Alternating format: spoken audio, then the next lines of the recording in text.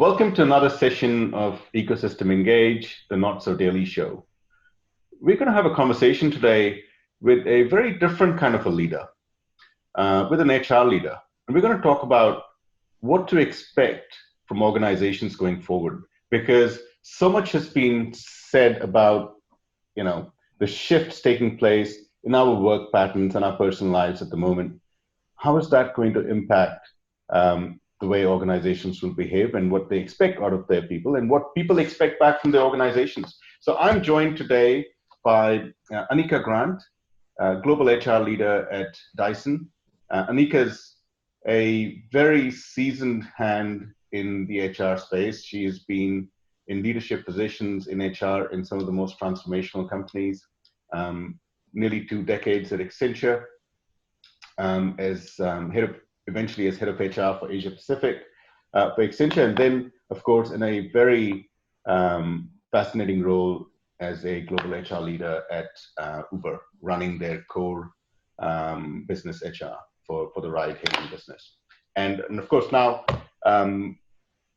as HR leader at Dyson, a brand that I have always related to what we could expect in the future. So what a great way to have a conversation about what we can expect in the future from an organization perspective, than speaking to someone who drives HR and leadership in an organization that shapes the future. So thank you, Anika, for joining us.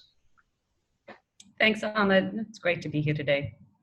And of course, I'm also joined by Audrey, a principal advisor, an extremely well-known face in the region, in the area of unified communications and, of course, contact centers. Unified communications, as we see, and in layman terms, is keeping people engaged. That's what unified communications is, and that's what that industry is doing for us today. And so a really relevant conversation to be had in terms of how organizations are dealing with it and how the industry that drives that or powers the engagement is shaping that. So welcome, and I can't thank you enough, Anika, for taking the time. I know you've got a very, very busy schedule. You've got it's a large global organization with multiple locations of manufacturing, and so keeping engaged is not as simple as it is for companies like ours, which are all digitally enabled anyway. But before we get into that, I thought let me first start with just laying out a few thoughts that I have. One is, this is a complete watershed moment, more than what we've seen, at least in our lifetimes. And we've seen decades of societal shift take place in a matter of weeks, right? Some patterns will emerge as the new normal, as they say, and some will go back to being the way they were. But what we do know is what we're facing today is not just an economic crisis. The economic crisis is a fallout of what's first and foremost a humanitarian crisis, which means the biggest impact is on people in every way, in our personal lives and at work as well. So before we talk about the impact of people, it's very important to look after yourself before you look after others. So perhaps if I could just ease into this, Anika, with what you're doing to look after yourself, and obviously, you've got two kids, teenage kids, and a husband who's very busy with work as well. He's a co-founder of a very successful insurtech startup. So what are you doing for yourself?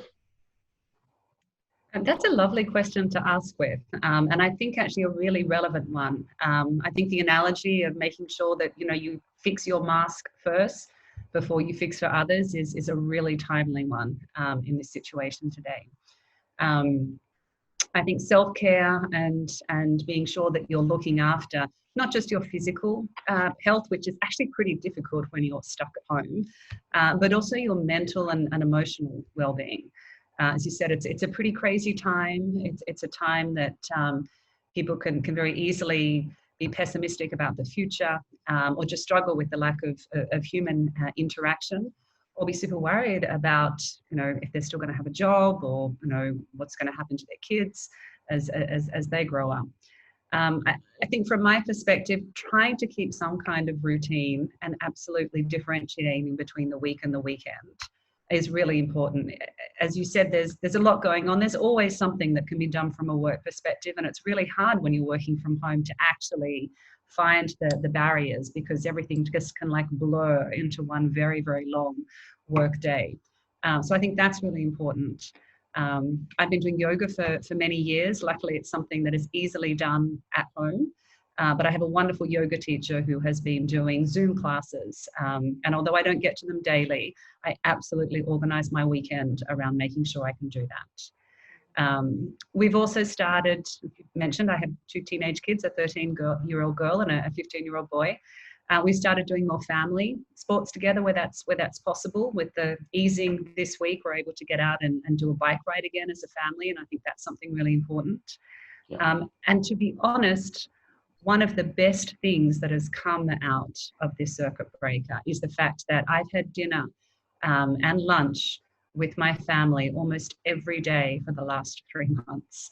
And so many people I talk to who are working parents have said the same thing. It's been just, a life change. And that's something that I also hope going forward we can actually hold on to and make sure remains part of the routine. Yeah, that's so fantastic to hear. I mean, I can tell you, I went into the office for a few hours after a couple of months on the sick end, because obviously there was lots of things that I needed to sign documents and stuff. And I was there for most of the day, and I actually got a message from one of my twin boys, and they're 13, and he said, "Oh, Dad, we miss you. We've gotten used to having you around, even though we only spend 10 minutes with you over lunch. We still enjoy having lunch with you." So I can totally relate to that. And that's what's going to change, the way people, and maybe the future generations will want to work very differently, because they're getting used to a very different seeing life in a very different way, the blend of their personal and work life. I think so. I really do. And I think some people will actually want to embrace some of the changes. And we can get onto the discussion, but some of the changes that are happening in work when you think around this acceleration of working virtually and what that means, and the possibilities that opens up in terms of how people are able to contribute in the future. I think it's an enormous opportunity for us to really change the whole game, the whole way that people work and the way that they are able to balance or integrate their family, personal and professional lives. Yeah, absolutely.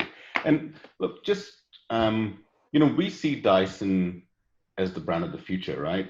But obviously there's a lot that goes behind getting that product out to the market and into the storefronts and into our homes. The supply chain, the manufacturing, and all of those pieces. So you obviously have a very diverse workforce and very dispersed as well, right? And across different markets. I mean, how have you kept your teams, your own teams, and obviously the broader teams across the organization, how have you kept them engaged and also inspired through these times? Yeah, I think one of the things that has really surprised me, and maybe it shouldn't again, but is just the creativity that has come from teams around the world. And to be honest, there's been a lot of focus in HR on actually trying to facilitate, to think about, how can we engage people? How can we help managers think about how to work in this new virtual way, and also be mindful again of people's mental and emotional well-being through this period. But I think the thing that has been most beneficial is some of the stuff that's come ground up. So as teams think about really creative ways that they can get together, whether that's having virtual lunches or virtual meals together, celebrating virtual birthdays, having competitions. I saw one team doing a singing competition where they all videoed themselves and sent it in, and then had a virtual voting session. I think some of the creativity and the sharing that has come up and really come up very organically has been hugely inspiring. There has, though, of course, been, again, a big focus from the HR organization to try and help our managers and leaders and put tools in place. And one of the things that, I think my team has been really focused on in particular is helping our leaders understand how to be a resilient leader, how to build resilience in their teams, and how to lead their teams through this change and this crisis in many ways. And it's that leadership skills and that new style of leadership that I think is much more empathetic, that is really needed during these times. Absolutely, couldn't agree more. Leading with empathy, I think that's what's keeping people going in the organizations. Audrey, I know you've been having a lot of conversations around keeping teams engaged. Obviously, you cover an industry that's focused on enabling that engagement through unified communications, and you've been speaking to the technology providers, but also a lot of the industry leaders. Any thoughts that you'd like to share? Yeah, sure. And I think, to Anika's point, this is a very critical time where,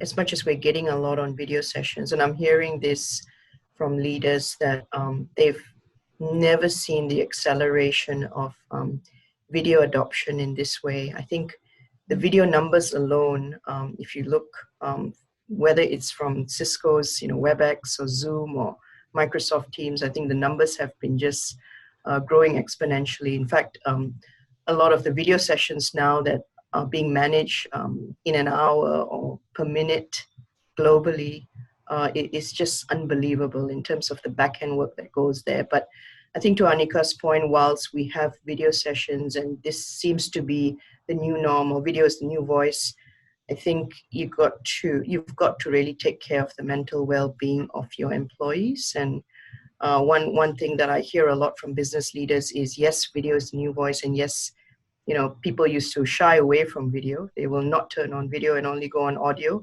but now it's just normal for them to turn on video. They're also saying that sometimes when you work from home and you're constantly using video, you tend to overwork. You tend to push yourself beyond 5 p.m. or 6 p.m. It seems to come out a lot. And I think whilst you manage that engagement and we're seeing this great video adoption, I think balancing that and keeping employees engaged and also just, finding out how they feel mentally is absolutely critical.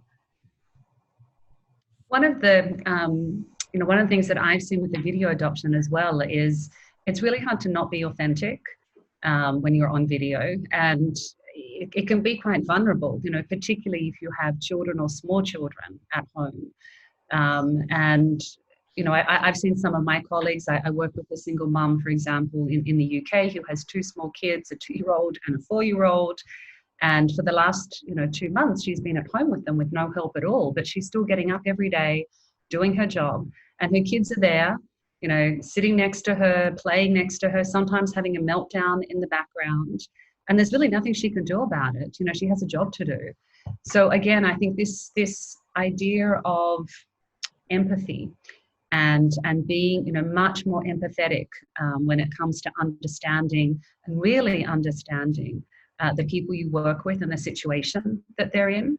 And I haven't ever seen anyone on one of these group calls, make a comment or appear frustrated because, you literally, it's very hard to hear with a screaming toddler in the background. Yeah. Everyone leans into that so much.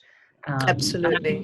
That's actually one of the, again, one of the good positive things that is coming out of the crisis, really, that we find ourselves in. Yeah. Yeah, and to your point as well, I spoke to a very big contact center outsourcer in the Philippines, and they were saying with a lot of their agents now working in a lot of the remote cities in the Philippines, it's very common that you hear, chicken in the background, cooing in the background, children crying. And I think the customers have gotten used to that as well. They don't ask the agents, like, what's that sound or what's that noise? It's become as part of the conversation. And I think this is where, as a society, you become more understanding, you show empathy, you understand people's circumstances, and that's really important. Yeah, no, absolutely. We've seen the same thing. We had our customer service center, which was in a physical building in the US, had to move to virtual.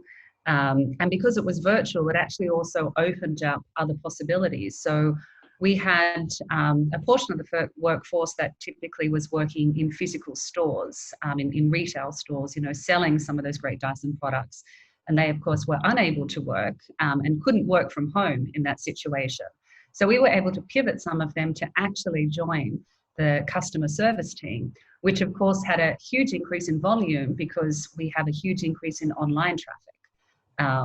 So we were able to, repurpose people, provide them the technology they needed to be able to work from home.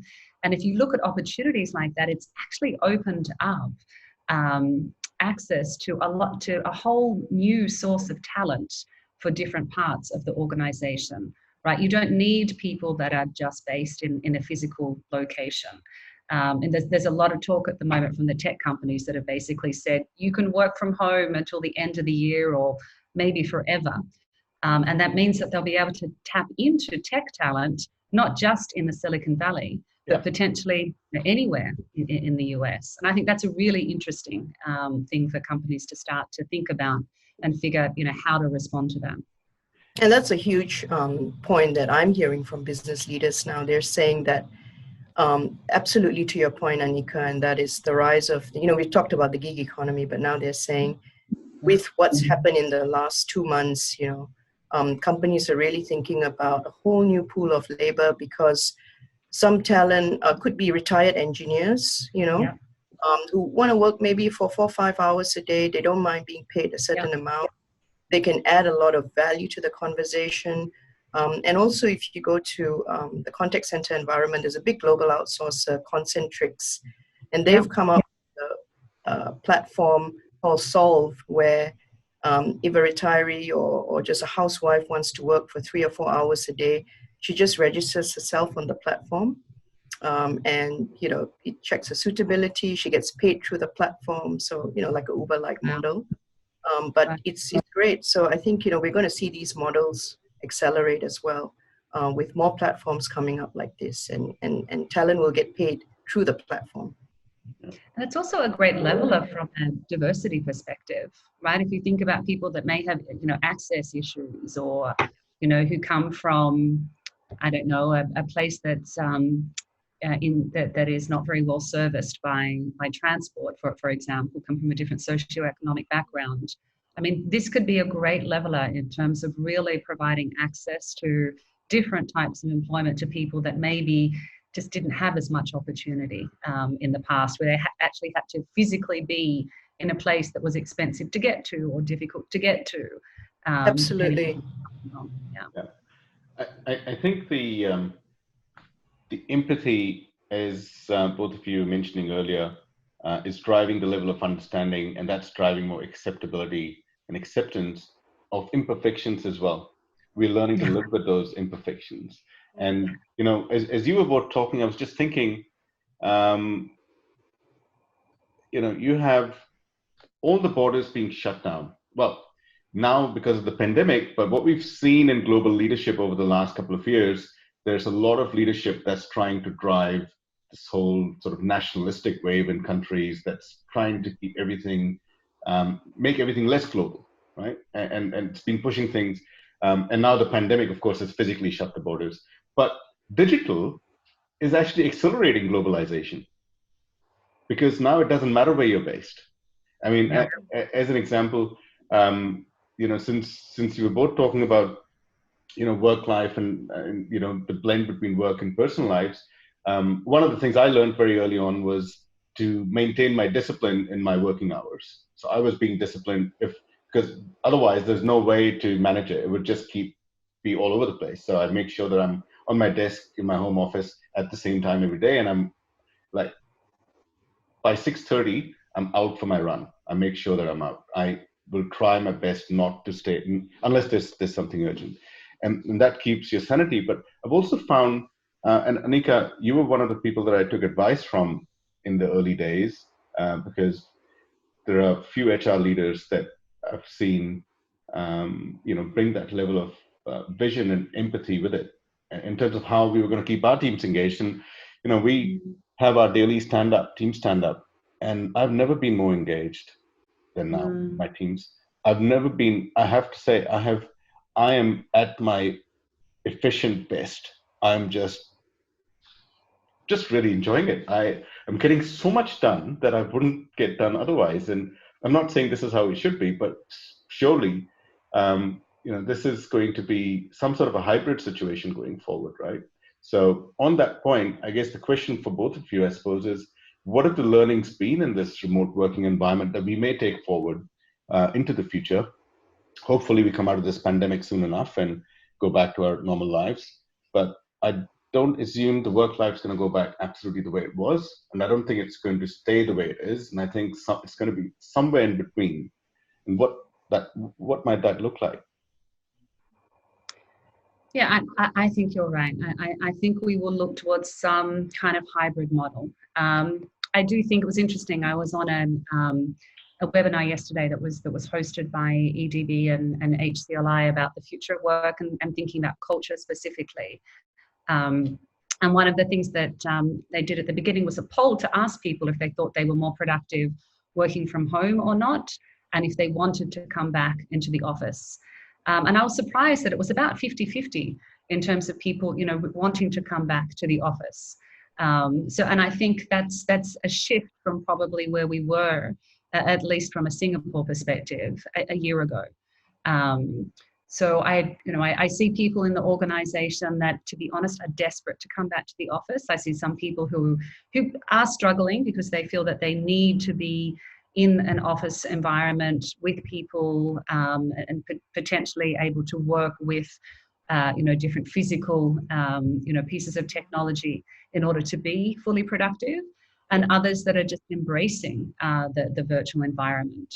I like the idea of diversity of work, and so the idea that maybe there could be some kind of mix and balance in that, from a personal perspective, I think would be a good thing.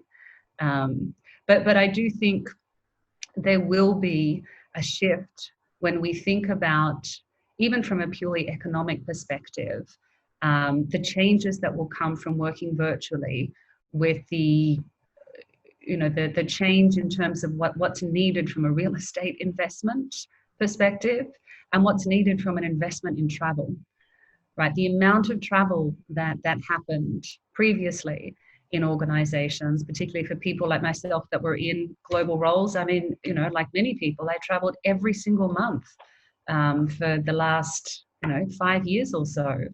And I haven't traveled once, and I can't imagine when I'm going to be traveling again. And guess what? I'm still doing my job. Are there things that I could be doing better? Yes, probably. Would I like to actually be on the ground and get a better sense from, the teams and the business and a deeper understanding of what's going on? Absolutely. But do you really need to be traveling the way that we all were previously? And I think from an environmental perspective, from an economic perspective, and also from a quality of life perspective, I feel like that will be a big shift for organizations. And that's a really good point, Anika, because I've heard this from business leaders in the US, in my conversations with business leaders in Europe on different calls, just saying that the blended model is here to stay. It just depends on the industry. But one thing I'm definitely hearing a lot, and even I've mentioned this to even the team at Ecosystem when we have our chats, is that we used to travel so much, but now we're closing deals through video calls. We're having these engagements through video calls with clients, and the CFO is going to go and look at the spreadsheets and say, wow, our travel costs, accommodation costs have come down so much. And so HR and I guess, the finance team will go like, is travel necessary in the future? You will only be able to travel if it's absolutely necessary. And it's proven its point in the last 2 months that work can be done, work can go on, and you don't need that much of travel. So yeah, I totally agree with you on that point. And I think a lot of companies, and I remember talking to someone in the US last week, and he's saying that they've actually made a deliberate decision that moving forward, they will not encourage too much travel. And it's also coming from a cost perspective, because the formula works. You know, it's fascinating. So the future of work conversation's been going on for a few years now, but it's been a very technology-centric conversation. And I'm almost wondering whether that future of work conversation is now, one, it's here to stay because we're already in it now. We're experiencing it for the last few months. But I'm almost wondering whether this is going to become something that HR will pick up and drive in organizations. The challenge, though, of course, is, Anika, unlike yourself, you know, who spent a couple of decades in one of the biggest technology companies, and you've always been associated with innovative brands, where you are now, and prior to that with Uber, you're obviously very digital ready, and so, but a lot of HR leaders are not. Do you think that's a skill set that they'll have to pick up? Do you think the HR leader of the future needs to be much more digital ready? They need to be the digital change agents, almost. Absolutely. And I think, you know, that's as much about being comfortable with technologies and up to date on the relevant tools and how to use them, as it is about actually preparing the organization for the change and thinking about the implications from a work perspective.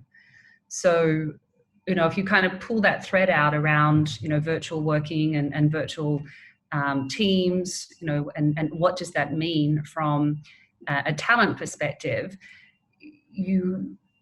we need to start thinking about really evolving the way that we do things like performance assessments. We need to think about getting very comfortable with being very, very outcome focused versus, you know, needing to understand or be with someone during the day to be able to assess the work that they're doing. I see a lot of managers at the moment that are struggling with things like maybe someone who was on an improvement plan. How do I know if they've actually reached the objectives? Maybe people that might be on probation. How do I know if they're ready to pass probation? I haven't been able to see them. And I'm quite sure as we approach the end of the year and our performance review cycle, this will really bubble to the surface, because people will have to just think very differently about how we do performance reviews. I think that also pushes a lot more on employees and individuals to be actually putting their hand up when they do need help, right? Not relying that their manager will be able to just see, you know, that there's an issue or something's going on. So there's more responsibility as well for this two-way dialogue and this continuous, you know, conversation around feedback and development. So I think as much as the digital transformation will be, you know, needed, and there's probably more conversation around the technology and the tools and how that will continue to transform how we work. I think some of the harder changes will be the ways of working and the things that we'll need to do as HR leaders to enable the organization to successfully navigate the change.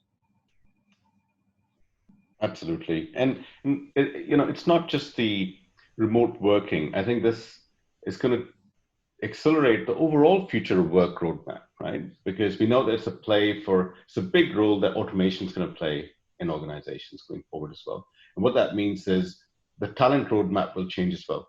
So it's not that automation is going to take away jobs necessarily. Automation will change the way those jobs are performed and will change the talent pool. And whether that's existing talent that's being reskilled or new talent that's being brought in. Do you believe that there's a lot more that can be done on managing or thinking about that talent roadmap to align with digital transformation? Oh, absolutely. And I think there's a huge responsibility as well for organizations to think about preparing, again, their workers and how we can reskill and continuously upskill people so that they do remain relevant. You know, again, on this, I was just thinking about on this webcast yesterday, Petkem Sem, who's the CHRO for the public service, made a comment around needing to protect workers, not jobs.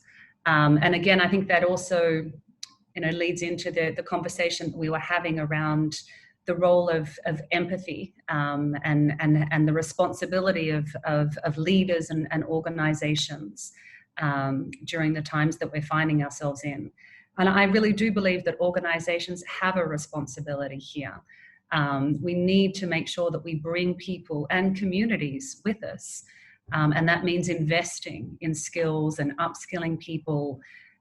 Even now, just thinking about the generation of graduates that are about to enter a job market that is essentially shut down. I mean, I don't know any big companies that are hiring at the moment. Yeah.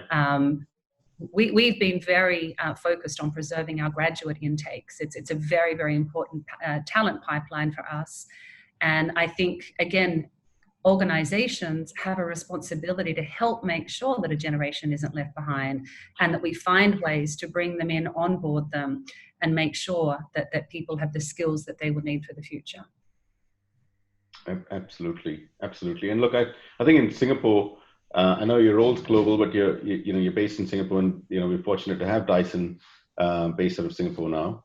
I think it's a big win for Singapore as a nation. Mm-hmm. But we also know that the government's obviously got lots of support incentives for businesses and individuals at the moment. And what I found really fascinating was the incentive that they're offering businesses and individuals for upskilling in these times, where they can focus on learning. And I know other countries are doing that as well. But I think that's a great opportunity for companies to actually use that upskilling for being digital ready. To your point. So we've talked about the organizations, but we also know that the technology and innovation is driven from the outside in, and it's shaped by the market in terms of what the needs are, but then it's driven by the technology providers. Do you have any thoughts or any messages for technology providers in terms of what they can do to actually help their customers transform in a very logical manner with what's going on today and what we might expect once we come out of the pandemic? I think one of the things that, again, is kind of coming to the forefront at the moment is this, needing to be very close to your customer and have, I guess, what you would call, customer empathy, right? Understanding the journey that they're on, almost in the same logic that we were talking about with respect to companies and employees. I think many organizations are facing some of the toughest period that they have potentially ever faced in terms of the hit on their revenues, the cost cutting that is needed to be done, the uncertainty about the future. Whole industries are, being fundamentally transformed, and we don't know what they're going to look like on the other side of it. So I think, thinking really creatively from the customer perspective, I think Zoom, obviously an organization that's done incredibly well, with the product that was, primed and absolutely fit exactly for the situation many companies find themselves in. But I think Zoom was one of those companies that really did lean in to understand, how can I help you right now? And in terms of, how they've tried to either shape their product or work with very, very different companies. Excuse me, whether or not it was schools or large organizations or public service organizations, and really be a partner as some of these organizations that maybe were not very comfortable with video technology before had to suddenly accelerate that journey. Well, I mean, Zoom has definitely changed the current generation of the workforce across all age demographics. And I termed this generation the baby Zoomers. That's the term I coined, and I think that will hopefully.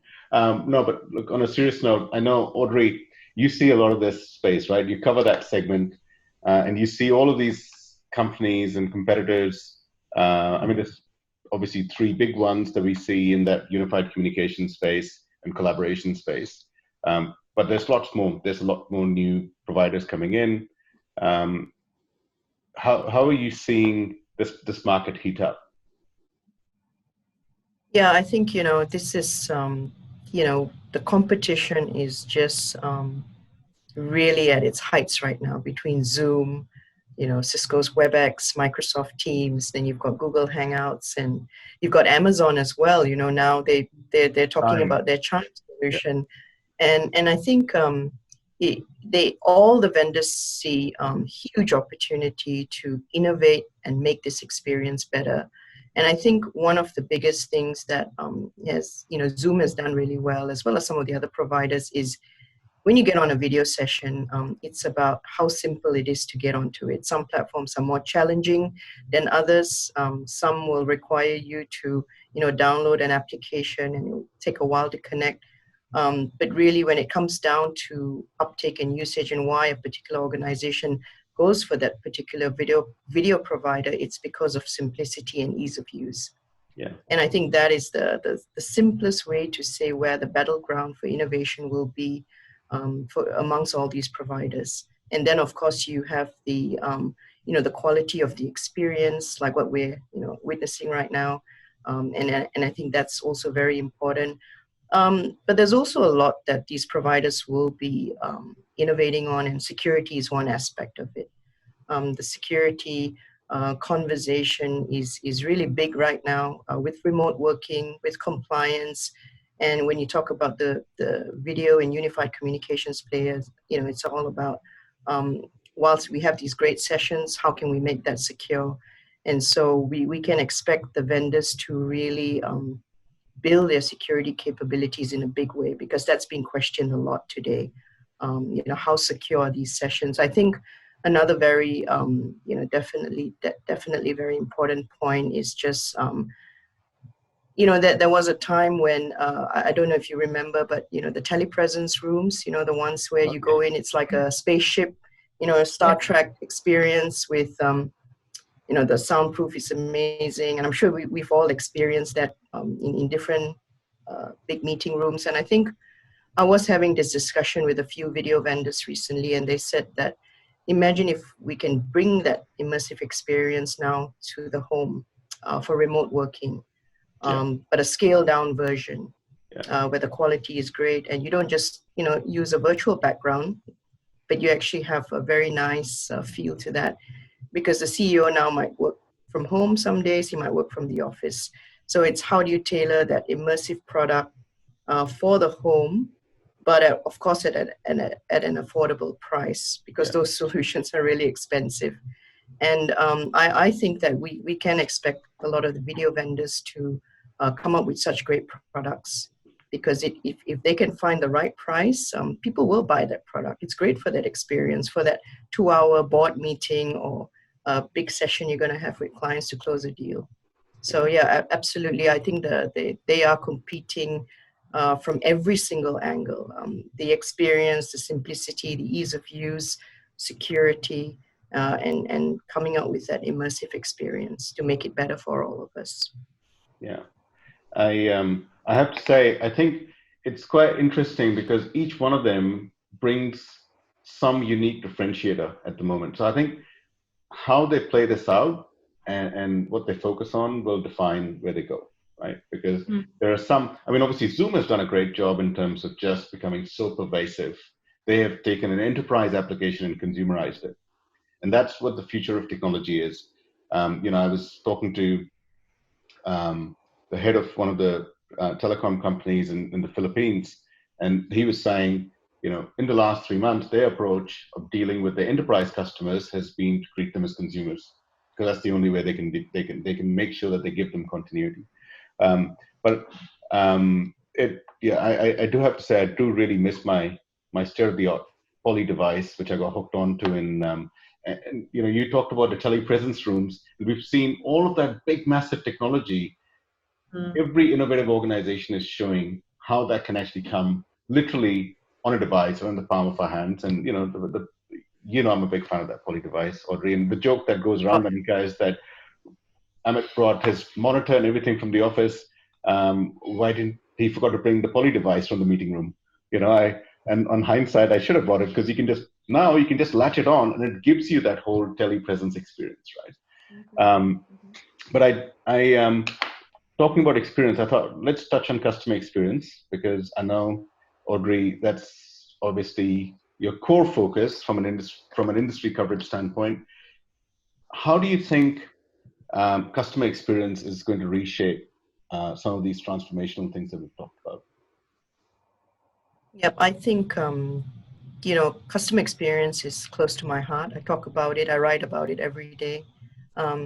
And I think, just for the purposes of just today's discussion and with Anika here, I'm a big fan of Dyson. Love the Dyson products. And I think one of the first things a customer always will say about customer experience is that first encounter with the brand. And I think that's what everyone will say when they buy a Dyson product. And I think, in customer experience now, a lot of organizations are struggling to still connect the dots in terms of making that experience great from the channels of communication. When something goes wrong, something along the value chain, and you really need support, you need customer service, how do you make sure that the in-store experience, right down to the web chat experience, the email experience, right down to customer service is great. And I think Dyson has done that beautifully, because whilst I have these products, I experienced problems with one of my appliances, and I just sent an email, and by giving them my serial number, it was just incredible. I just took a back seat. It was like I was being on autopilot, and they knew everything about me. They knew everything about my device. They even said to me that all you need, and the next day when I got up, I just looked at my phone and I got an SMS from Dyson just saying, all you need to do is just put that device in a bag or just take it to the closest post office. And in my mind, as an analyst tracking this industry, one of the big things is Dyson has just figured out how to connect the channels, but also they've linked logistics really smartly to this. And so I turned up at the post office. So I went to Australia Post, turned up with the device, and they said, that's all you need to do. You can go back home now. We'll take care of everything from here. So they saw the SMS, they knew what it was all about. And so Dyson thinks about the customer in totality. You've got the product, but if something goes wrong, we'll also take care of everything from you. And 2 weeks later, without even calling a call center, speaking to an agent, repeating yourself through the email, which, sometimes we go through that with, the different things in life. And when we call centers, I didn't have to do anything. 2 weeks later, I just got a note from, Dyson, again, the same SMS saying, your device is ready, just turn up to that nearest post office near your home and just collect it. Yeah. And it was great. How fascinating is that? And I think from an analyst, tracking this industry, many organizations still, we talk so much about the omni-channel experience, but really, from ecosystems research, when we ask this question to organizations, where are you at on your omni-channel journey? About 20% of organizations have said they've got it right. So it just goes to show there's a huge disconnect, and that explains why sometimes when you call centers or you walk into a store or you ask a question to a loan specialist, you might have to repeat yourself, or they just don't know what's happened in your experience as a customer. So I think, fixing that is great, and I think, Dyson's done a great job, from a product standpoint, but also linking that journey through the multiple channels, which we call omni-channel. That's well, thank you for sharing that, Audrey. I genuinely believe digital transformation is a function of impacting people in a positive way, and great brands are really built on that, the way you impact people. And I think it's that value that drives that. And you'd hear similar stories.